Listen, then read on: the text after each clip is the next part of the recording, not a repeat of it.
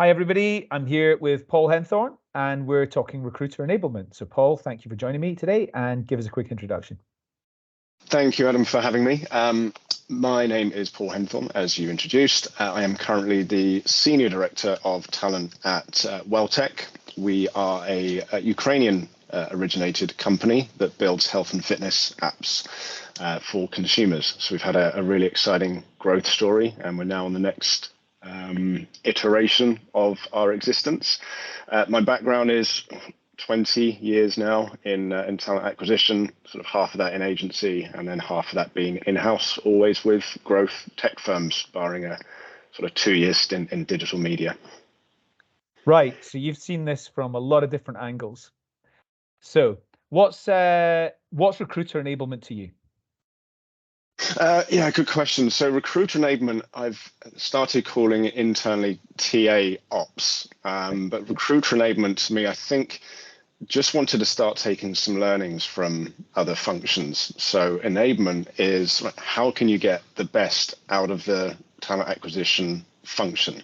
So how can you support your existing TA team members? How can you best support your hiring managers? Can you best support your executive stakeholders and your candidate experience? So all those things together.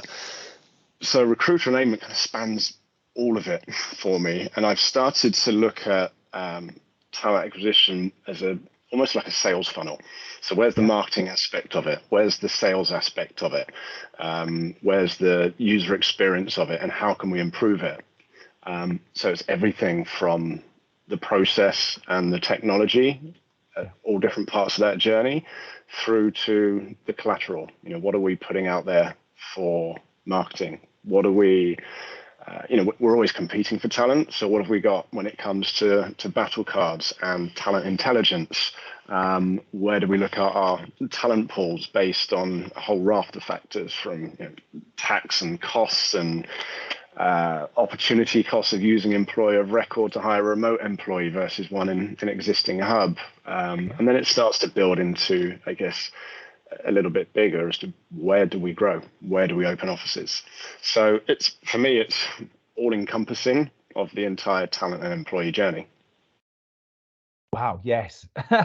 So I agree. I think it's a big subject, but you've done a great job there in covering, most of it. So what are there things that you've done at Welltech that maybe you've done in previous organizations and you just know that's the right thing to do, and I'm going to keep doing that because, have you got any particular recommendations? Yeah, good question. I think you go with the playbook, right? You have an idea of what you can do, but you've got to look at where is the company today and what's most important. Where are your biggest challenges? Yeah. For me, what I've noticed, the biggest challenge that always exists is objective hiring. It's almost my starting point.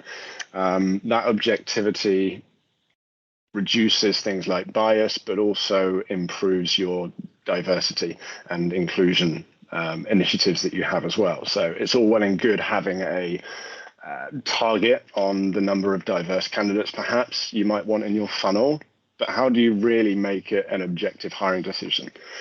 So something I always try to bring in is what are called success profiles, and that's breaking down hiring criteria for every single role down to a skills, competencies, and knowledge level. So taking away experience, taking away education, because there's been so much research that shows education doesn't necessarily have a strong correlation with performance in any particular role. So get rid of all of that, and that's a change management and mindset change conversation, and just break it down to the objective criteria. What skills do they need? What knowledge do they need? Building out those scorecards takes a lot more time than you might think. It needs a lot of support. So that always, for me, is starting point one. So you start to look at the basics. Then what is your next big challenge? Is it number of people in your funnel? Is it number of people falling out of your recruitment process? Is it, there's lots of different things you need to look at. So that's where you next do your approach. You're losing a lot of people at final. You're probably not selling well enough. So what are your battle cards? How do you compete for that talent? Or your offers aren't good enough. You're not getting enough at the top of the funnel. Your marketing's not good enough. Your employer brand's not good enough. All these sort of things, not good enough, sorry, but not being publicized well enough that you're getting the inbound organic traffic. I know that you're into technology. In terms of technology, what are some of the things to think about when it comes to recruiter enablement? Good question. I think there's lots of different aspects, and I think it's very important not to fall into the trap of buying technology for technology's sake. Yes. I think that happens a lot. HR and talent tech has been on a spike the last 5 years, and all the investment into it, and there's just huge amounts of opportunity to just go and buy tech because it looks sexy and it looks cool.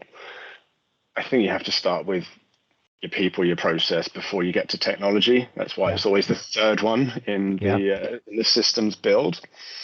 So I guess that would be the first caveat.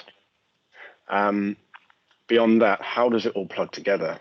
Like, don't just buy a point solution yourself for one particular thing.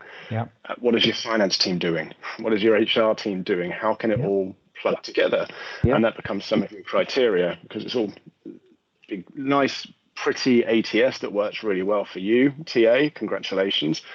Now you've got a problem getting that data into your HR system, and there's no API, and suddenly you've got to get developers in to do it. That becomes painful. So it's the opportunity cost of what can I automate, what can we optimize using technology, but don't over rely on it.